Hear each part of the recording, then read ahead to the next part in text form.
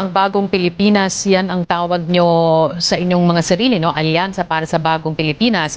Yet it's old names and faces. Your reaction to that it might just be a new name, but it's still the old names and old faces that we're seeing here, Congressman.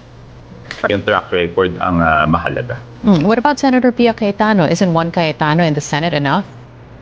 But she's just a re-electionist, so Exactly. siya, no? Pero ano po ang bago doon? Mukhang lumang politika pa rin, Congressman.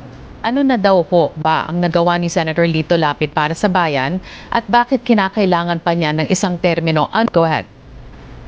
Sabi, nung tinanong ko siya, ano bang plano mo? Sinabi niya, baka bumalik siya sa Senado. Siyempre, inimbitahan na rin natin. Kasi malapit na kaibigan ko naman si Senator Manny Pacquiao. So, lagi kami nag-uusap. So, ganun ho ba yun? Nadala sa pagkakaibigan, sa relationship niyo po at ng presidente with these people, nasaan po yung taong bayan in that equation?